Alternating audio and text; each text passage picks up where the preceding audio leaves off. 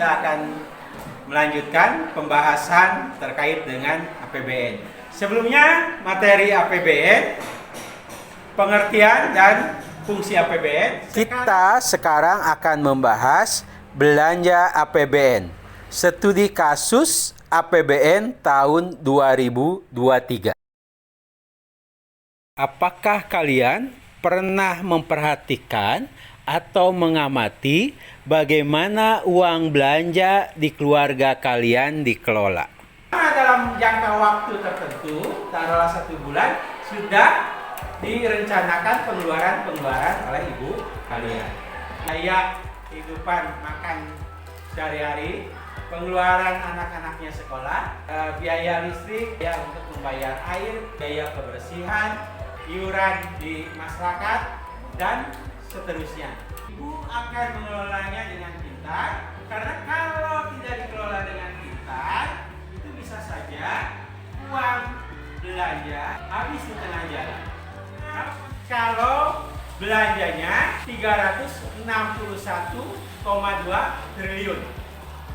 Tapi itu bukan uang belanja keluarga. Tapi uang sebanyak itu adalah uang negara untuk belanja mensejahterakan kita sebagai masyarakatnya. Untuk lebih jelasnya bagaimana belanja negara tersebut, mari kita saksikan video berikut.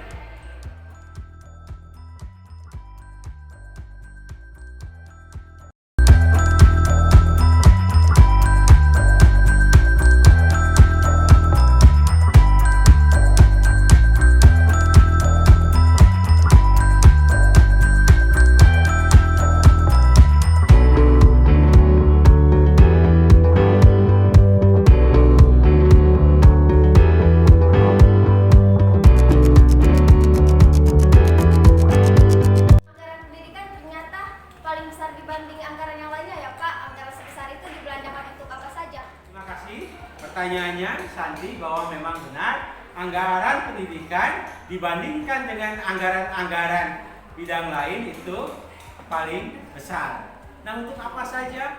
Anggaran pendidikan untuk meningkatkan sumber daya manusia berkualitas dan berdaya saing. Anggaran pendidikan besarnya 612,2 triliun rupiah. Belanja pemerintah pusat sebesar 237,1 triliun untuk program Indonesia Pintar atau kita kenal dengan PIP, untuk kartu Indonesia Pintar, kuliah, dan untuk tunjangan guru non-PNS. Nah, selanjutnya anggaran pendidikan ditransfer ke daerah sebesar 305,6 triliun untuk dana BOS, untuk BOP PAUD, untuk BOP Pendidikan Kesetaraan. Selanjutnya, melalui pembiayaan ada 69,5 triliun untuk dana abadi pendidikan, untuk dana abadi penelitian, untuk dana abadi perguruan tinggi, untuk dana abadi kebudayaan. Bahwasannya di sekolah lain dana PIP yang dicairkan itu dipotong dengan alasan memperjuangkan dana PIP tersebut. Pertanyaan saya, apakah itu dibenarkan? Jadi penerima bantuan PIP harus menerima bantuan tersebut seutuhnya tanpa alasan pemotongan untuk pemotongan apapun. Jika mendapatkan pemotongan, berhak melaporkan hal tersebut kepada pihak berwenang ataupun pihak sekolah. Dana PIP, benar apa yang dikatakan oleh Adit, bahwa dana PIP itu tidak boleh ada pemotongan. Karena hanya murid yang secara ekonomi kurang mampusan dan dibantu, terus bagaimana dengan murid yang lain? Selain ada dana PIP, dalam anggaran pendidikan kita juga melihat ada yang namanya bantuan operasional satuan pendidikan atau yang dimaksud dengan BOS reguler. Nah, dari BOS itu semua peserta didik mendapatkan bantuan, tapi masuk ke dalam rekening sekolah.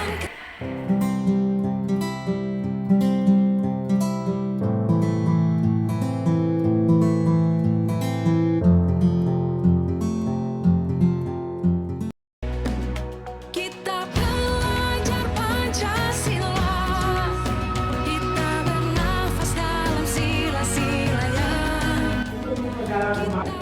dengan belanja APBN, kalian akan diminta untuk mewawancarai kelompok pertama. Ini kelompok pertama ya.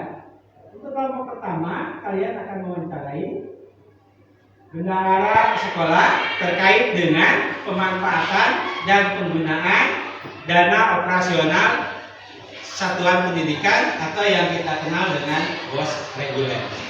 Sementara untuk kelompok kedua akan mewawancarai operator sekolah atau pihak dari sekolah yang mengurus dana PIP.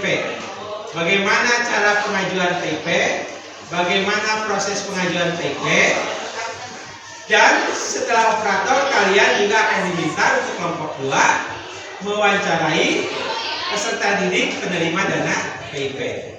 Untuk kelompok ketiga, kalian diminta untuk mewawancarai penerima PKH serta pendamping PKH.